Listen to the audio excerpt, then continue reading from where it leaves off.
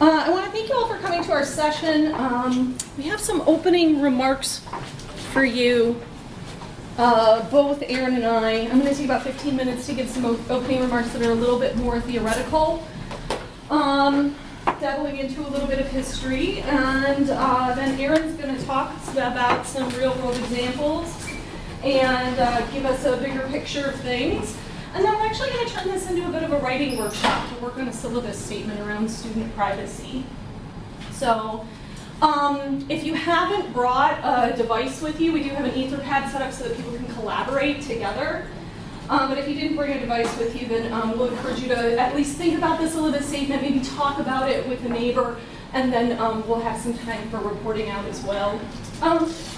This data is around the architecture of student data, and I wanted to make some things apparent from the beginning. I'm worried that the connection between student data and domains may get lost.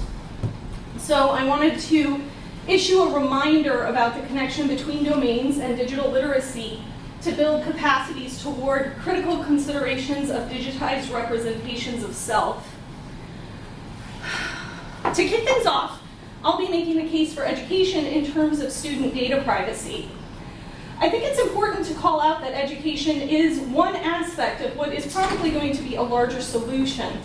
And I do think that as educators, a lot of times we assume the education piece of it, but there's a question that has been bothering me for some time now, and the question is, what is the place of education around concerns of data collection and privacy? I could trace the origins of this question back to multiple starting places, but one I'd like to focus on for this talk is an argument, which I mean in the best light of the way that you can use that word, that I had with someone a few years ago about the place of education in addressing injustices around privacy, surveillance, as well as our rights and responsibilities on the web. I was making a case for education, and my sparring partner was just not having it. She saw the problem as insurmountable in scale, such that education could not even make a dent in it. Education takes too long, she said. The scale of this problem and the pace at which it is evolving is one that education cannot solve. She saw greater promise in litigation, legislation, and regulation, and maybe even innovation. I was able to convince her that education could make a difference for individuals, but I left the conversation with a mix of emotions. On one hand, feeling like my given field of education and educational technology would never make a large, meaningful impact, and on the other, having an underlying suspicion that any way forward without education would be hollow and never truly realized. I've carried this conflict with me over the years, and I find myself, especially in recent years, very sympathetic to top-down measures from lawyers and governments and activists that seem to paint a picture of big wins with strokes of the pen or well-formed arguments to judges. There's even something really attractive about all of it after all. I feel like with these measures, we're maybe checking a box and we're able just to move forward. Of course, I know nothing is ever so simple, and I know that check boxes can only take us so far, but education does take a really long time, and it's messy. And so it's easy to get discouraged around education as a solution.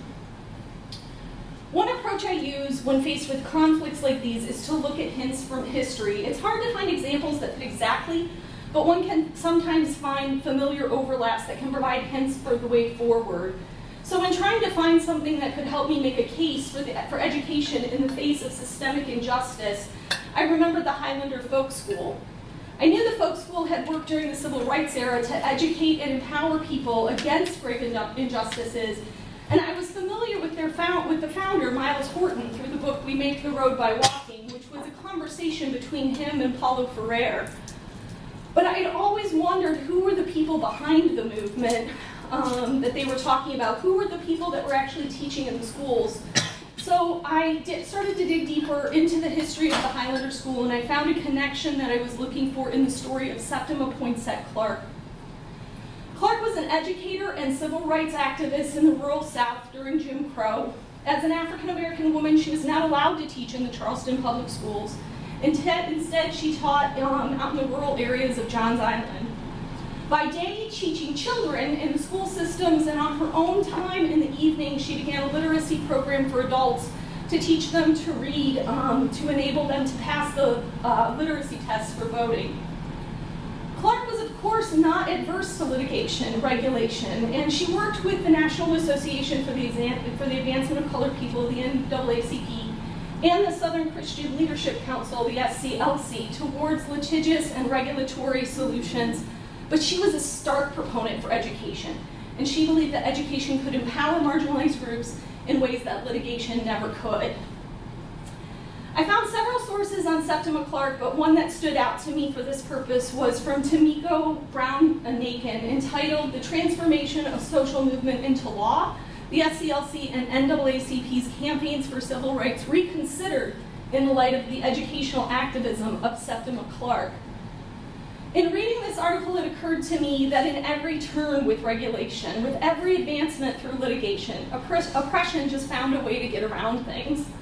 For instance, the article outlines how after passing of Brown v. Board, along with other regulatory measures that either passed or were being proposed around equalizing education, including issues around teacher pay, that the state of South Carolina just then passed legislation that barred those who were working for the state, including teachers like Septima Clark, with any association with the NAACP.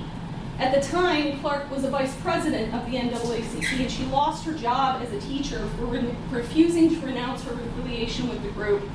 And this effectively shut down many others who were close to the movement. Her story is an incredibly rich one, and I don't have the scope in the time of this short introduction of the talk to do it justice, but even now, 65 years after the passing of Brown, our schools are far from integrated. I'm in no way saying that there is a way forward without regulation and litigation, but it's hard for me to imagine a lasting change that does not involve some kind of education. Another very interesting thing about Clark is her approach to pedagogy. So Brown-Nakin writes that under Clark's conceptualization, the ultimate truth to be achieved through education was selfhood. She believed that students who gained requisite knowledge would seek to better their positions in society in defiance of having been shut out of upwardly mobile society at birth because of their skin color. Students would be empowered to solve their own problems, whether through efforts to ameliorate the worst parts of the system, attempts to create a new system, or endeavors to simply fortify the community in anticipation of the continuing struggle against the status quo. Every student would have a stake in society. No students would passively accept or be ignorant about the forces that had combined to create their life circumstances, their culture, their histories. Upon achieving individual selfhood, Clark believed that students would seek to empower their group. I make no claim that the racial injustices that Clark was fighting against are the same as those that we see with student data privacy, but I do think that the ethical issues around student data collection and privacy rely on a systemic cover-up or invisibility that is meant to induce a kind of indifference and reinforce the status quo. I think they thrive on statements like, well, everybody does it this way, and that's just the way it is. And I do think that it will be the most vulnerable among us who will suffer first and the most. All the while, the truth is that we're only now starting to reevaluate our thinking around student privacy, reevaluating regulations like FERPA in light of the digitization of data. Now more than ever, we need people who can advocate for themselves by asking critical questions about their environments and the power structures that lie therein. So now I'd like to invite Erin Rose Glass to come up here and speak a little bit about those broader implications, as well as give us some more real-world examples before we break out into our writing workshop around a syllabus statement. Great, thank you so much, Autumm. That was really great, and thank you everyone here. This is a terrific conference. I've not felt so hopeful in EdTech conversations before, so thank you for that. So I'd like to start with a question. Oh, and I have a slide.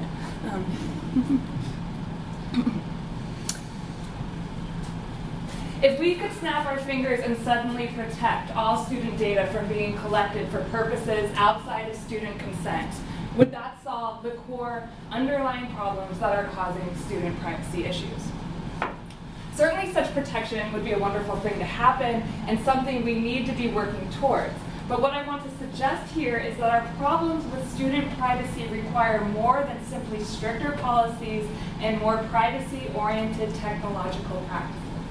In other words, I want to extend Autumm's argument about the importance of education in addressing student privacy issues, not only because policy is often going to fall short, as I'm going to show in just a minute, but because these issues are so entangled in entrenched industry-wide practices that students will more than likely be grappling with these issues for the rest of their lives, right? This is not going to be solved anytime soon.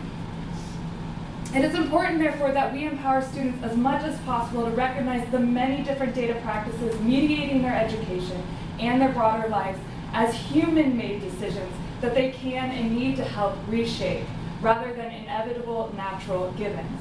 And so we think that the Syllabus, as a site that's also been leveraged to raise visibility around issues in access and equity, can be one powerful place to do that. And we'll return to that at the end. So as we all know, the problematic data collection practices carried out within the context of education and the risks and harms inherent in those practices are not isolated issues, nor are they particular to education. Rather, these issues are symptomatic of a broader industry-wide economic logic that seeks not only to monitor, but ultimately to control user behavior at scale. These processes and their chilling anti-democratic effects have been well documented by numerous scholars, such as in Shoshana Zuboff's analysis of surveillance capitalism, Paolo Riquarte's conception of data colonization, and Nick Srinacek's theorization of platform capitalism. And though these processes are certainly not the cause of racial, gendered, and economic inequalities, the works of scholars such as Sophia Noble, Virginia Eubanks, and Zainab Tufekci make clear that they powerfully accelerate these inequalities in their continuous prioritization of profit over justice. Though it may seem far-fetched to describe big tech companies as literally controlling users, we can actually see this control at play in numerous ways, such as big tech's control of information distribution, which prioritizes clicks over truth, their control over black box proprietary software systems that prohibit users from understanding or modifying code, their control and secrecy over their collection and instrumentalization of user data, and as lucidly documented by Zuboff, their very intentional and increasingly sophisticated methods of controlling or conditioning user behavior through computational means. Now, when we express concern over student data collection practices, we often focus primarily on the vulnerability of individuals, which, as Autumm points out, is unevenly distributed. Marginalized communities are more vulnerable. Here, however, I'd like to add an additional concern that focuses on the use of student data in accelerating big tech's aspirations to monitor and control society at large. So to start, let me start with the metaphor of Big Other, which Zuboff uses to describe the processes of surveillance and control that surround us. For Zuboff, Big Other is a sort of digitally distributed Big Brother lurking in all our digital devices and platforms under the guise of a user-friendly sheen. In its drive to accumulate capital, Big Other continuously feeds on our personal data and grows ever more sophisticated at conditioning our behavior in ways that benefits itself. Zuboff points to numerous examples of ways Google, it's okay, I got it, don't worry.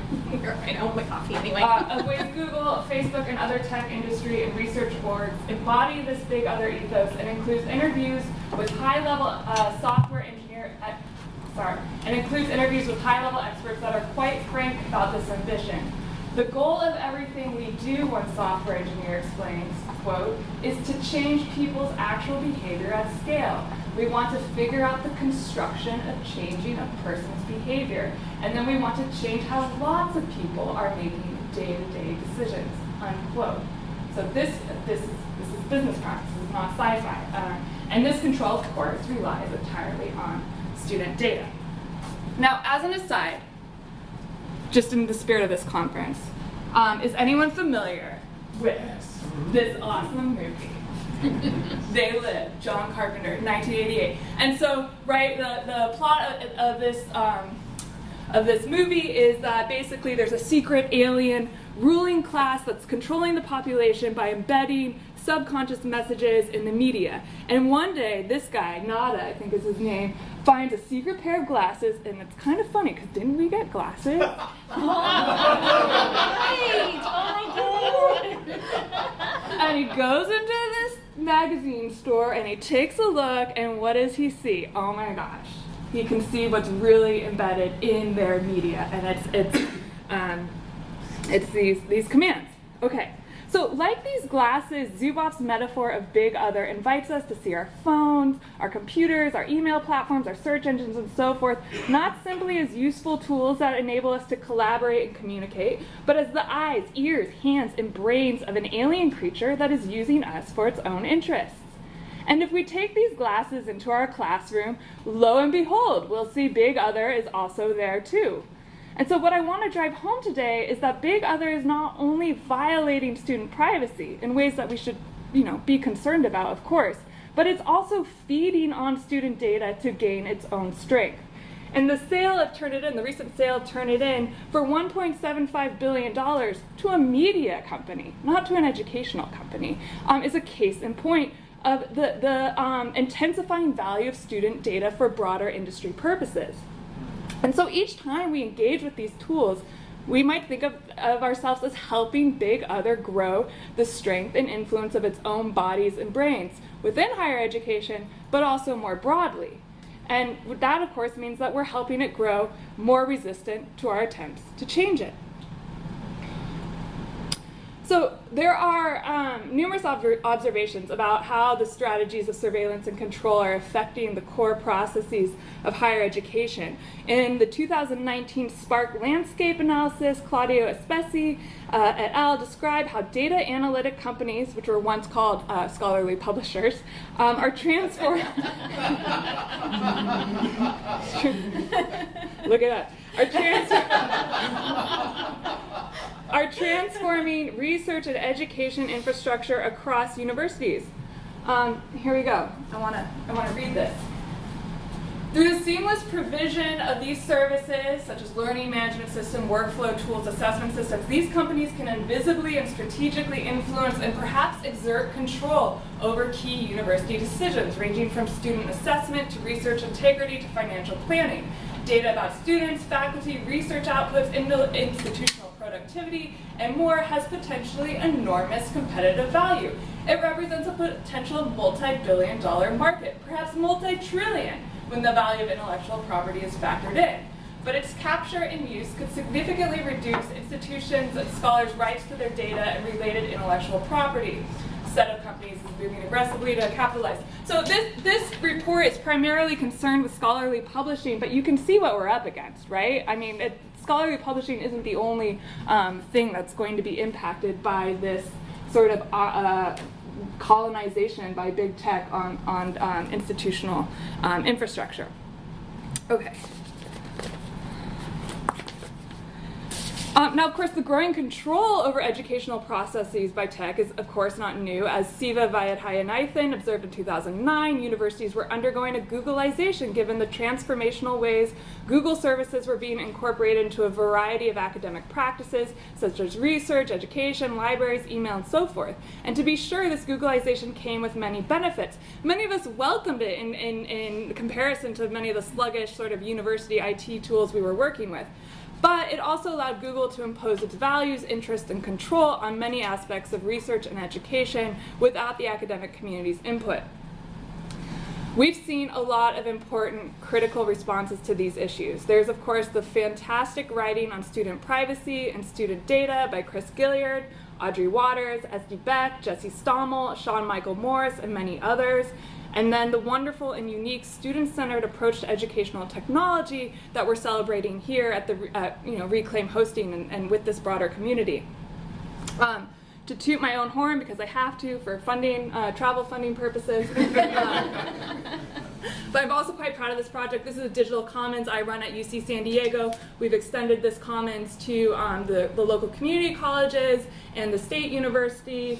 We have about 2,000 users now. It's non-commercial, et cetera, et cetera. There's also, I just want to give a shout out to the Ethical EdTech project that I'm working on with Autumm and Nathan Schneider and many others. We're creating a resource of alternatives. So if you want to opt out, I know we can't actually really completely opt out, but if we want to just try to explore sort of non-exploitive tech. Here's a place to help think about ideas and find other ideas. Institutionally speaking, also, many universities are also further developing their own privacy policies and creating new roles for privacy officers that are attuned to the specific needs of a digital age. On a similar note, we've also seen numerous demands for digital companies used in educational contexts, like Google, to better abide by FERPA, the Family Educational Rights and Privacy Act, which was put in place in 1974 to protect the privacy of student records.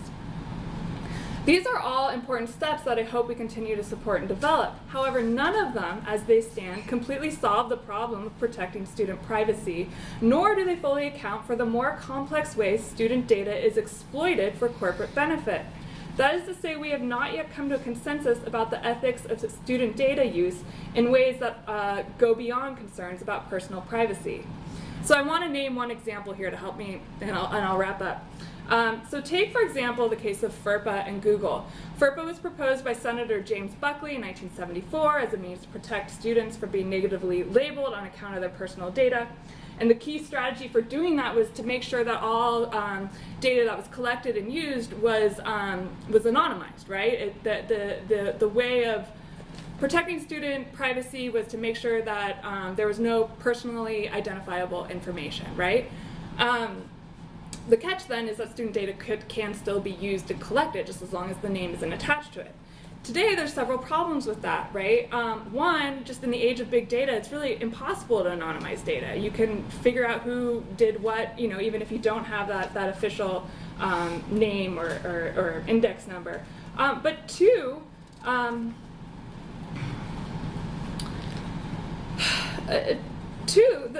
this anonymizing of data doesn't actually account for the corporate exploitation of student data for private gain, an ethical question that we have not discussed enough, and one that becomes all the more pressing in the context of companies that many see as carrying out unethical forms of control more generally. So I wanted to point out this this segment from the G Suite's Education Privacy Notice, which says, yes, we're abiding by FERPA, yada, yada, yada, but I should have, oh, sorry, the next slide is, pulls out from that broader one. To summarize, we use the information we collect from all of our services to provide, maintain, protect, and improve them, to develop new ones, and to protect Google and our users. I mean, to me, that's a giant loophole, right? Like, what constitutes improving a product? If you read Shoshana Zuboff's book, you'll see that they consider all sorts of things count as improving a product that you might not be comfortable with. So to conclude, there are of course numerous other challenges and questions regarding student privacy.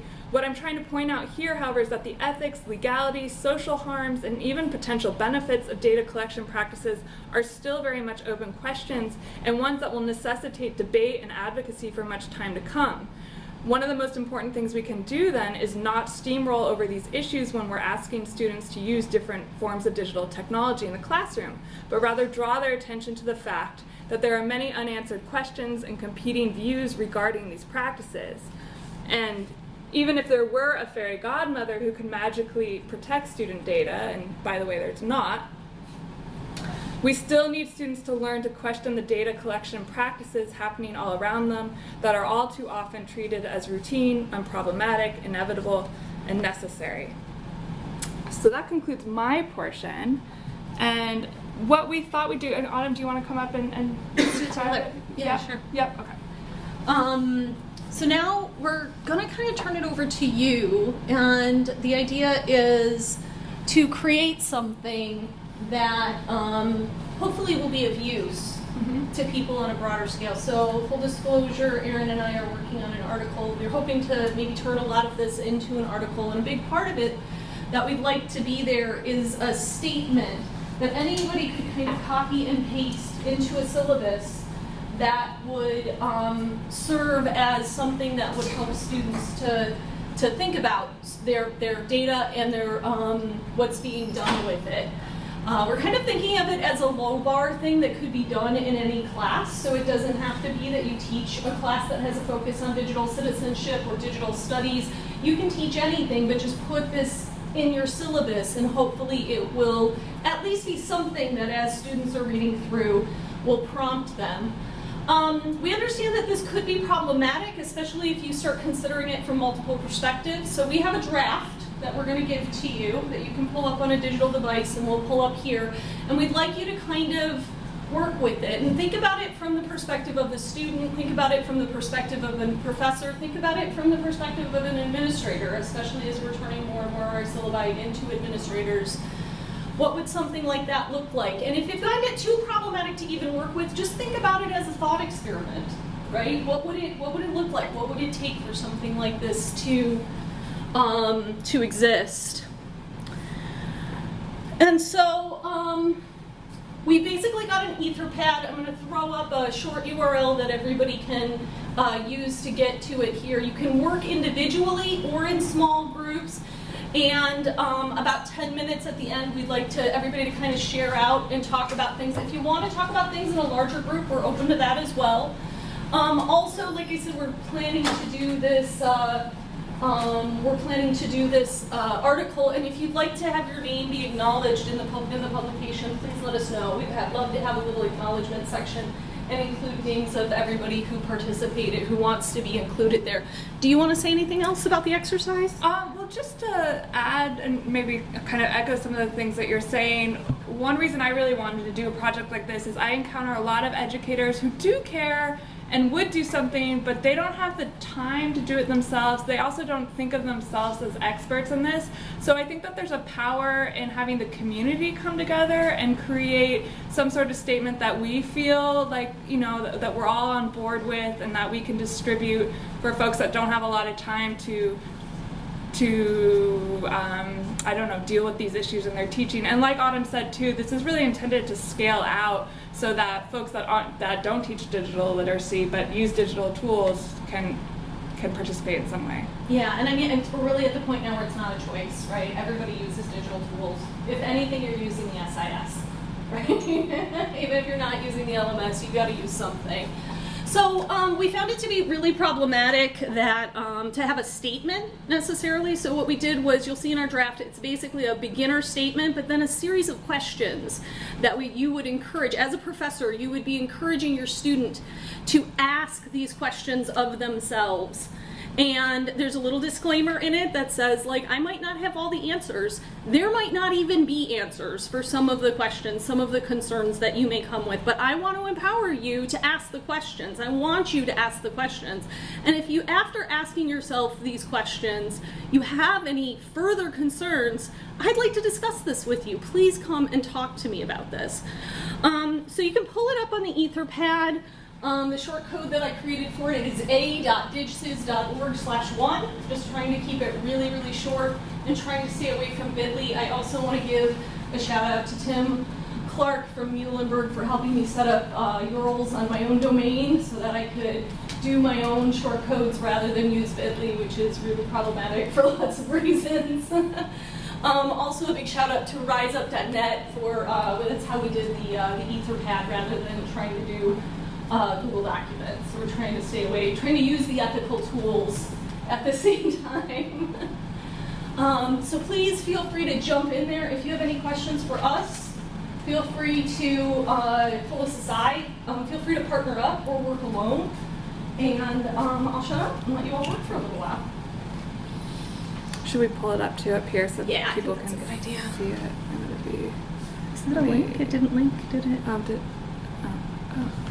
No, because I didn't put it in as a... It's okay, let me just, I just don't want my whole desktop to...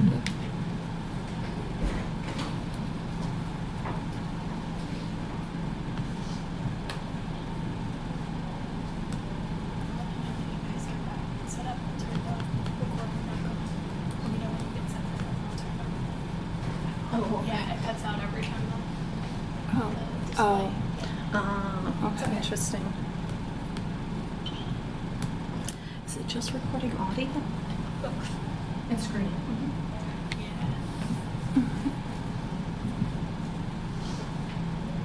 I think you gotta wait for it. Please cut URL again because Oh yeah, sorry. It's actually click on it and turn it to something else. It should be A, like the letter A, digciz.org/1, the number 1.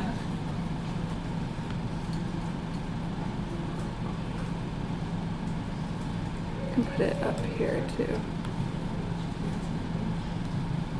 And if that doesn't work, then you can type in the longer one, which is pad.riseup.net/p/privacy syllabus. This looks a little small. There we go. Right. And so we added a section for comments before, so if you have, or below, if you have any broad comments, even like, I could never do this. I turn this in and an administrator would see this on my syllabus and they would freak out. If you have broad questions, if you have broad comments or broad questions, feel free to put those below, but also if you have anything that you want to change this text, we have this text in other places too, so feel free to get messy with this or put your own verbiage in there if you think something could be stated better.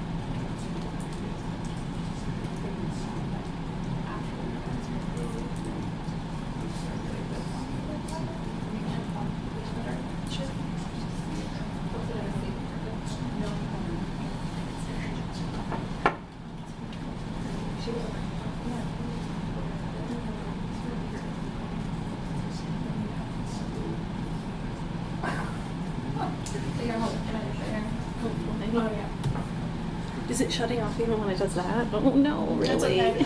You catch it quick enough. I mean, and now that it's like they're all working, like it's Yeah, not there's too not big much. of a deal. It'll be easier for you to like Yeah. just like we're typing. Keep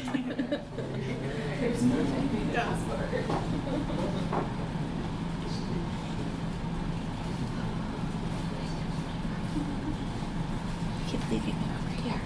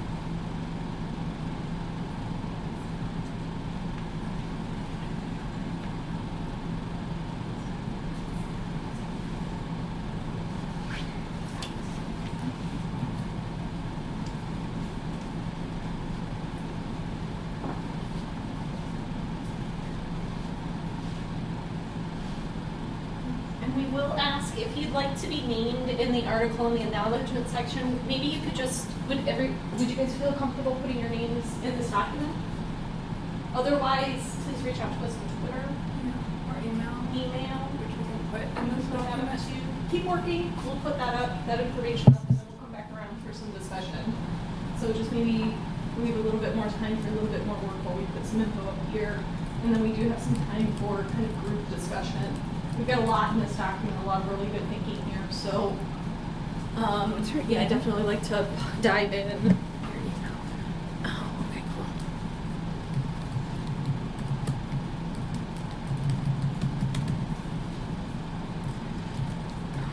Put my Twitter too.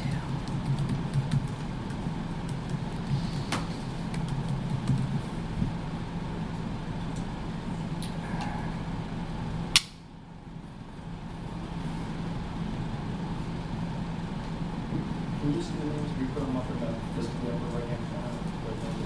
I'm sorry, I can't hear. If you look at the icon at the top right corner, Yeah? can you see names as people put them in there? Only Yes. you. Yes, we did look at whoever, that. Whoever added.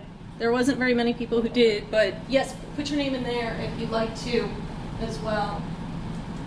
That's another way to Color open it. codes and so. Yep. Do you just want my name? Because that's just my Twitter handle. Twitter handle's good too. I can totally reach out to you on Twitter. Yeah.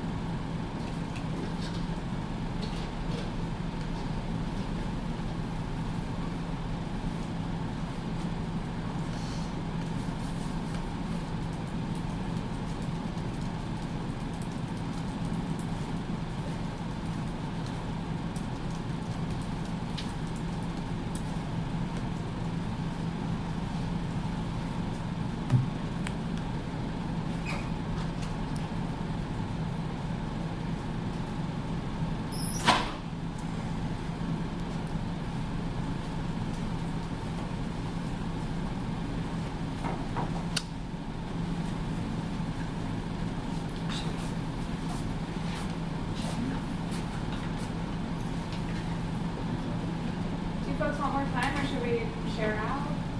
We've got about 15 more minutes, so. We got about 15 Yeah, minutes. so Yeah. maybe 5 more working minutes.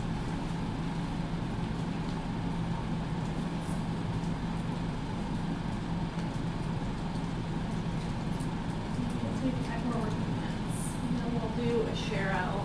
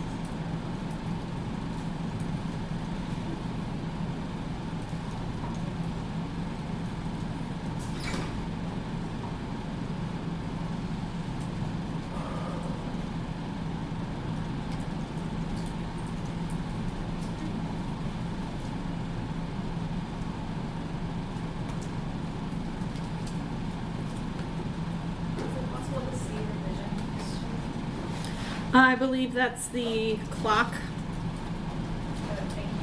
up here.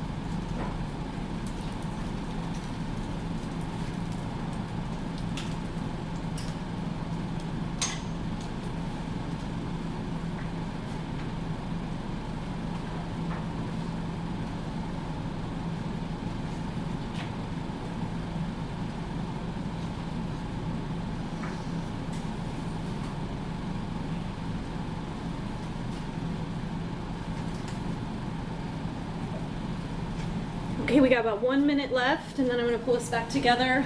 So take those final thoughts, get those final things together in there. And you may find, I'm noticing that some of the comments saying, you know, this is problematic, right? Like, this is kind of crazy. And I think it's because this is a much bigger issue than we can solve in a syllabus statement. I would argue this is an issue for an entire class, if not an entire program, right? And so trying to fit it all into a privacy statement is incredibly difficult. But I also think there's something to be said for seeding questions. There's something to be said for just getting people thinking and getting people out of, well, that's just the way we've always done it. That's just the way that it is, right? And actually kind of thinking about some of these things in problematic ways. And it might mean that we might need to change some things, right? That's what really kind of putting those questions out there and having students ask those questions of themselves. That is something you're opening yourself up to, is that you might have to change things. The university could potentially have to change things, and I think you might have to change things in your class, potentially. So does anybody want to just like maybe talk a little bit about some thoughts or some things that they put up there? If not, I mean, I can dive into the things that people wrote. And can I just say I'm already learning so much from your comments, so this is really awesome. I hope you're reading other people's stuff and it's generating things for you. But yeah, what are people's thoughts? What did people write or yeah? Well, I'll just say this is really helpful for me because in my class right now there are a lot of tools and the students choose the tools based on all kinds of factors. Right. And this has inspired me to go through and make the privacy and reuse features of each tool more clear, because if that's a factor that the students want to think about when they decide, and it is, I need to help make that more clear for them, and I haven't done as good a job as I should. And labor. And I think it's one thing to provide them with the statements of the other tools, but it's another thing to ask them to consider for themselves, you know, what matters. Yeah. I think somebody was over here first, and then I'll come to you, okay? Yeah. Yeah, so I entered in there that, well, in basically this way. So our university is incredibly liability driven. The word brand doesn't come up, but holy crap, is it present? But it also is liability in many ways, like pedagogical liability. Just the whole notion of liability comes in a lot of ways. So that's one of the ways that I know people in my space who would be looking at this is, what does this put me on the hook? Yeah. Yeah, and I think if you're an untenured professor who's new and coming up to review and you have to submit this syllabus to an administrator, that could be very problematic for you, right? And so I do think there's a rich conversation around to be had around something like this about who realistically could even do this, right? And so that's where I really encourage you to think about it like a thought experiment at that point, right? Where are the power structures involved? I just wanted to push back a little on what Laura was saying, and it seemed like you were agreeing with it, that maybe it would be a good idea to put, like, if you're going to use some tools, put some summary of their privacy policies or something like summary. To see that the problem with that is that almost every privacy policy or the end user license agreement, if you look at it carefully, it has a little clause. We make changes whenever we want, whatever we want. That's a really good So point. you really can't, and that's part of, I think this is enormously important. I applaud you for trying to do something like this. I think it's a huge can of worms, because you'll say, I care about this, but it's not under my control. The SIS system, they may be selling your data. The dining hall may be selling you the swipes of your card, and and that stuff is just out of our control. It seems to me that you're almost setting yourself up as if you can solve. You're making the students be aware that they're teetering on the edge of a precipice and saying, "Let me give you a hand," but you don't have a hand to give them. No, I think that's very true. Just one of the features though that I'd like to let them know about in the tools is the places where they can say use pseudonyms, or how easy it will be to take it all down when they're done. So not so much privacy policies, because honest God, I haven't read them either, and let's be honest, I probably And won't you read the believe- 47 pages. And you believe that when you say take it down when it's done, that the company does that? Well, what I'm saying though, is some companies don't even make it easy for you to take it down, right? So as I set tools one beside another, I want to rate them on the range of annoyance from like mildly annoying to terrifying. And I'll just say really quickly that I'm basically kind of the mindset of a type of dichotomy that like either we can do this and not have any kind of statement and not talk about these kinds of things, or we can do this and I can actually point out to you that there are problems with this because you're going to use the SIS. At the very least, you're going to use the SIS, right? You're going to use something. You're going to use some EdTech. So, you know, I'd rather have that. I'd rather have students hold me to account, right? Teaching is not my main gig, but if I'm teaching, I'd rather have students come to me and hold me to account than try to cover things up for them. And oh, don't pay attention to what's happening behind that curtain. Don't worry, we've always done it like that. That's just the way it is. I guess the way I'm thinking about it is not that. I mean, I completely agree with you. I don't think it's even worth reading the policies because it's a waste of time. It's too long. They're going to change it. They're not even doing what they say anyway, right? I'm more interested in raising a sense of outrage among students. I'm not necessarily putting the burden on any of the teachers saying like, oh, we can't do this, like, or, you know, we're failing you because we're not protecting your data. It's more like, yeah, this is fucked. Like, you know. You have a question here, huh? No, I just want to say, I think something like this could be useful for faculty as we're crafting our syllabus and considering the tools that we're using in our classes. To be conscious about these sort of issues, with the specific choices that we make, right? If we decide to use the LMS or whatever we're using for the school.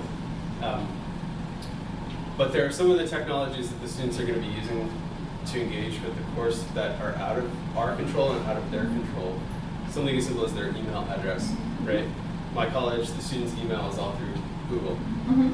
I can't change that. I have no idea what they're doing with that information.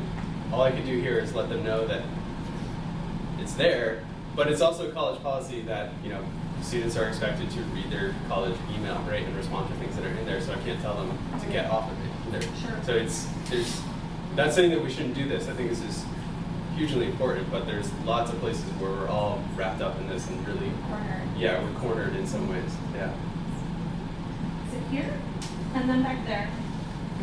Yeah, I mean, I agree. This is mostly about making students aware. And if I have students do an algorithm project, they're just happy that someone has asked them to look into this stuff. If I ask them to track Privacy Badger, install Privacy Badger, and track how many times and what numbers come up on a weekly basis so they can write a small something, that just gives them more information for themselves to make those decisions. I'm telling them I'm not going to solve your problem, Right. but you need to know so you can figure out these things for yourself. I guess like my take on this is like it's a really important conversation to have and it's something we want to bring up. But I guess I'm not sure, like this feels like the wrong place to be having it. Okay, that's like fine. on this syllabus. Okay. Where like unless the professor is teaching a course on this or their course uses a lot of digital tools, like one, most professors I've worked with have very little understanding of this issue themselves. And they have very little understanding. I literally had like a professor just like hand me her credit card, all of her passwords, like set something up for her. Like I don't know if they're a lot of them know how to have these conversations. I don't think that I necessarily talk about all these conversations. Right. And two, like as a student, do you read the whole syllabus?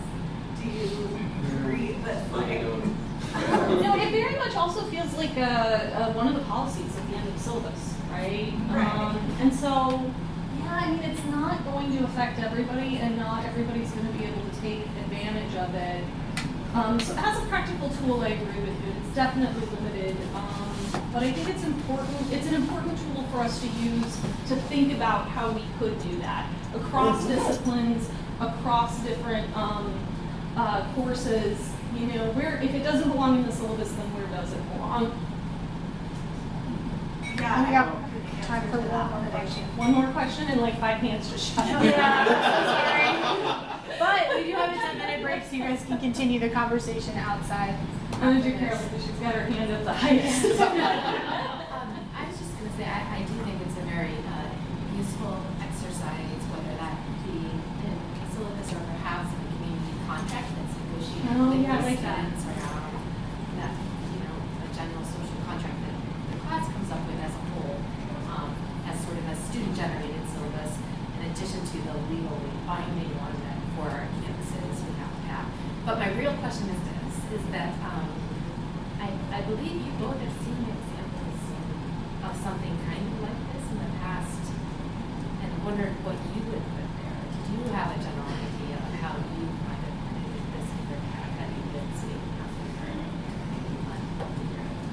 Yeah, I think it's going to depend on the. So this was a little bit of a. So one answer I give you is that's kind of what our first draft was, right? But our first draft was also meant to be extremely broad, and it was supposed to be something that you could give to somebody and say, hey, this is a template, make it work for you. So I mean, it's hard for me to think about specific examples. I don't know, do you have a specific example on that?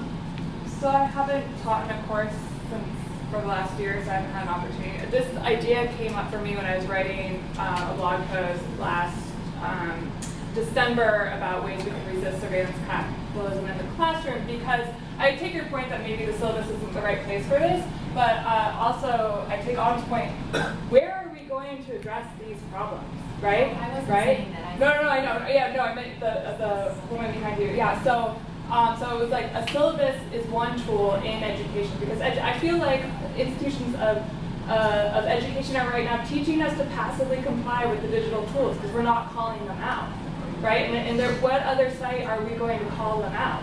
I mean, there certainly are other places, but education is meant for this very purpose, right? To prepare students to deal with the pressing challenges of today. So anyway, I knew though I couldn't write it myself, and that's why I wanted to do something collaboratively. Yeah. Thank you all so much.